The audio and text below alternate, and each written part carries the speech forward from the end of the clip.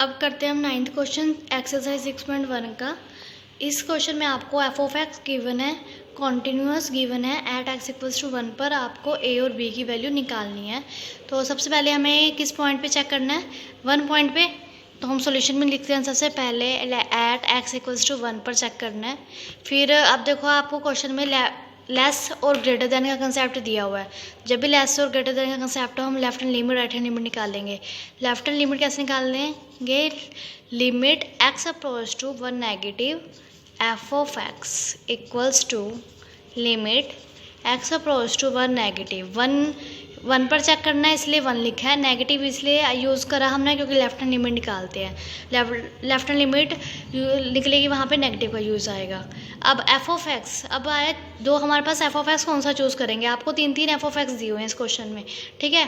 3 values F of x की, तो हमें कौन सी चूज़ करनी है? जब भी लेफ्ट हैंड लिमिट आता है लेस देन वाली वैल्यू। अब लेस देन किस पे निशान है? ये ग्रेटर देन का निशान है, ये इक्वल का है, ये लेस देन का है। तो एक्स से लेस देन है ना, तो यानी कि हम ये वाली वैल्यू यूज़ करेंगे इसके अंदर। तो हम क्या लिखेंगे यहाँ पर? 5ax माइनस के 2b, ये वाला हमने एफ ऑफ एक्स चूज़ कर लिया। अब हम क्या लगाएंगे? कॉन्टिन्यूस की सेकंड डेफिनेशन क्या होती है?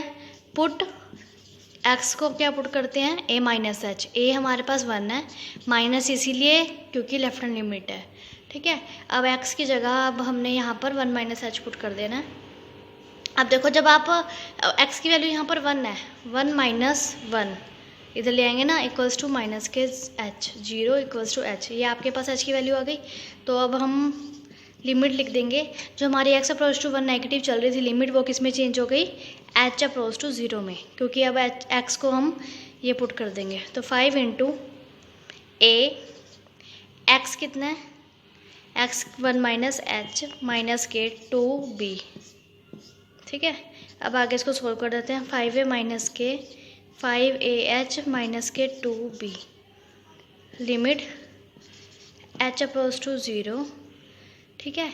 अब h की वैल्यू हम यहाँ पे पुट कर देते हैं। जब h की वैल्यू यहाँ पर 0 पुट करेंगे तो ये लिमिट यहाँ से हट जाएगी। तो क्या रहेगा यहाँ पे? 5a, ये वाला स्टेप तो ख़त्म हो गया, तो ये 0 बन जाएगा। 5a माइनस के 2b, ये हमारे पास लेफ्ट हैंड लिमिट आई है अभी, ठीक है। अब हम सेम क्या करते हैं? राइट हैंड लिमिट निकालते हैं। अब देखो राइट हैंड लिमिट में हम limit x approach to 1 negative left में लिया था, तो यहाँ पर क्या लेंगे? 1 पॉजिटिव एफ ऑफ एक्स। अब फिर दोबारा हमें चूज़ करना पड़ेगा कि कौन सा एफ ऑफ एक्स लेना है। अब एफ ऑफ एक्स चूज़ करो इसके अंदर से। लेस तो हमने लेफ्ट हैंड लिमिट के लिए लिया था, जो ग्रेटर देन के लिए अब एक्स ग्रेटर देन 1 वाली वैल्यू राइट हैंड साइड के लिए लेते हैं। तो 3 उसके सामने कौन सी है? ग्रेटर देन के सामने 3ax प्लस b, ये वाली वैल्यू ना एफ ऑफ एक्स की। तो हमने सबसे पहले वाली वैल्यू यहाँ पर लिख ली एफ ऑफ एक्स की। अब हम सेकेंड डेफिनेशन लगाते हैं कॉन्टिन्यूटी की। एक्स को a प्लस एच पुट करना है। a हमारे पास क्या है? 1 प्लस इसलिए लगाया क्योंकि हम राइट हैंड लिमिट निकाल रहे हैं, h यहाँ पर आएगा, ठीक है। ये डेफिनेशन दी। अब x की वैल्यू 1 प्लस एच पुट करेंगे, लेकिन उससे पहले हम h की वैल्यू तो निकाल लेते हैं। आप यहाँ पर भी 1 पुट करो। x को मैंने 1 पुट करा, 1 प्लस एच, 1 इधर जाएगा तो माइनस में हो जाएगा, 1 माइनस 1 0। तो h की वैल्यू भी यहाँ से लिमिट कितनी आई? 0 आ गई ना। तो अब हम यहाँ पर इसको सोल्व कर देते हैं।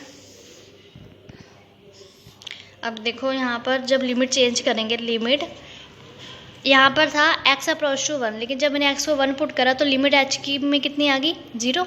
तो h approach to 0 3a।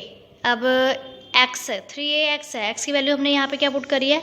1 plus H. वो 1 प्लस एच हम यहाँ पे पुट कर देंगे। 1 plus H plus b, bracket बंद कर दी। अब अंदर मल्टीप्लाई करवा देते हैं। 3a, ये लिमिट आपकी यहाँ पे पड़ी है। 3 को 1 से करवाया 3 आया, प्लस 3 को h से मल्टीप्लाई कराओगे 3ah प्लस ये b, ठीक है। यहीं पे ऐसे पड़ा हुआ है। अब h की वैल्यू जहाँ जहाँ h है वहाँ पर 0 पुट कर दो। h अकेला यहीं पर है तो ये वाली टर्म क्या हो जाएगी? 0 बन जाएगी। ये वाली टर्म 0 बन गई। कौन कौन बचा? 3a और b बचा, तो 3a लिखा, उधर से b बचा, बीच वाली टर्म 0 बन गई, ठीक है। तो अब जब पुट कर देते हैं तो ये लिमिट हट जाती है, खाली यहाँ पर क्या रहेगा? ये राइट हैंड लिमिट आ गई तुम्हारे पास, ठीक है। 3a प्लस b आ गया, ठीक है। अब हम उस क्वेश्चन में आपको इसमें कॉन्टीन्यूस खुद ही गिवन है क्वेश्चन के अंदर। जब कॉन्टीन्यूस गिवन होता है हम यहाँ लिख लेते हैं कि F of x is continuous. अगर आपके पास एफ ऑफ एक्स गिवन है कि ये कॉन्टीन्यूस है तो क्या फार्मूला होता है, लेफ्ट हैंड लिमिट इक्वल आती है राइट हैंड लिमिट के और इक्वल्स टू एफ ऑफ ए कौन है इसमें 1, ठीक है, वो हम यहाँ पे लगा लेते हैं फार्मूला। अब लेफ्ट हैंड लिमिट देखो क्या है आपके पास 5a माइनस के 2b, ये निकाली थी अभी हमने। राइट हैंड लिमिट क्या आई है हमारे पास 3a प्लस b और f ऑफ 1, अब 1 यानी कि अब आपको 1 के लिए निकालना है। 1 के लिए अब x की वैल्यू 1 यहाँ पे पुट करो तो f ऑफ 1 इक्वल्स टू कितना 11, ठीक है, ये आपको क्वेश्चन में गिवन है। तो यहाँ पे आप सबसे पहले लिख सकते हो f ऑफ 1 इक्वल्स टू 11, ये आपको गिवन ही है क्वेश्चन में। f ऑफ 1 की वैल्यू x की वैल्यू 1 है ना, यहाँ पर 1 पुट करो तो f ऑफ 1 इक्वल्स टू 11, तो यहाँ पर f ऑफ 1 इक्वल्स टू 11 हमने यहाँ पे यूज़ कर लिया। अब बस आप एक बार इसको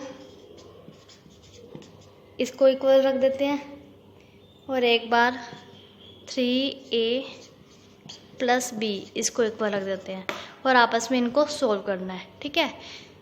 a और b की वैल्यू निकालनी है कि क्वेश्चन में हमें a और b की वैल्यू निकालने को ही कहा हुआ है। अब बाय एलिमिनेशन मेथड से अगर हम इनकी वैल्यू निकालें तो पहले इनको सेम बना देते हैं। यहाँ 1 से मल्टीप्लाई, यहाँ पे 2 से मल्टीप्लाई, 5 1 जा 5a माइनस के 2b इक्वल्स टू 11। आप इसको इससे मल्टीप्लाई करोगे 3 2 जा 6 से प्लस 2b इक्वल्स टू 22, ठीक है। 2 को मैंने इस पूरी इक्वेशन से मल्टीप्लाई करवा दिया और ये क्यों करा, ताकि किसी भी एक को सेम बनाना था। अब यहाँ पे 2 तो ऑलरेडी है, अगर मैं यहाँ भी 2 से मल्टीप्लाई करा दूँ तो दोनों जगह 2 भी हो जाएंगे और ये माइनस का निशान है, ये प्लस का, तो माइनस और प्लस आपस में कैंसिल हो जाते हैं, इसलिए मैंने यहाँ पर 2 से मल्टीप्लाई करवाई सेकेंड इक्वेशन में। फिर उसके बाद हम क्या करते हैं, इनको सॉल्व कर देते हैं। 5a प्लस 6a कितने होते हैं 11a इक्वल्स टू यहाँ पर 22 प्लस 11 कितने हो गए 33, तो a की वैल्यू कितनी आई 33 अपॉन में 11, ये मल्टीप्लाई में है इधर आके, ये डिवाइड में हो गया। तो 11 से जब आप 33 को कैंसिल करोगे तो a की वैल्यू कितनी आ गई 3, 11 3 जा 33 होता है, तो a की वैल्यू आपके पास 3 आ गई। अब हमें b की वैल्यू भी फाइंड आउट करनी है, तो अब किसी भी एक इक्वेशन में से a की वैल्यू उठाओ और b की यहाँ पे पुट कर दो। किसी भी एक इक्वेशन लो, मान लो मैंने फर्स्ट ही लिया ये 5a माइनस के 2b इक्वल्स टू 11, मैंने ये इक्वेशन लिया है। इसमें आपको a की वैल्यू 3 निकली हुई है, put a equals to 3 in above equation. ये ऊपर वाली इक्वेशन में आप वैल्यू पुट कर देते हैं, ठीक है। जब इसमें वैल्यू पुट करेंगे a 5 इंटू 3, a की वैल्यू मैंने यहाँ पर 3 पुट कर दी, माइनस के 2b इक्वल्स टू 11, 5 3 जा 15 माइनस के 2b इक्वल्स टू 11, माइनस के 2b इक्वल्स टू 11। अब ये प्लस के 15 है, जब उधर जाएंगे तो क्या हो जाएंगे माइनस के 15, 15 में से 11 गए 4, माइनस के क्योंकि 15 बड़ा है, 11 और 15 में से 15 बड़ा है, 15 पे निशान माइनस का है इसलिए यहाँ माइनस लगाया, माइनस के 2b, माइनस से माइनस कैंसिल हो गया, b 2 मल्टीप्लाई में इधर आके यहाँ डिवाइड में हो गया, 2 से जब 4 कैंसिल करोगे तो 2 आ गया, b की वैल्यू आपके पास कितनी आ गई 2, तो हमारे पास a भी निकल गया और यहाँ पर b भी निकल गया। a की वैल्यू 3 आई, b की 2 आई। तो क्वेश्चन में हमें यही कहा था निकालने के लिए कि आपको फाइंड आउट करना है a एंड b, तो हमने ये सारी वैल्यूज़ निकाल ली है। अगर आपको मेरा ये क्वेश्चन समझ में आया तो मेरी वीडियो को लाइक करें एंड मेरे चैनल को सब्सक्राइब करें। Thank you.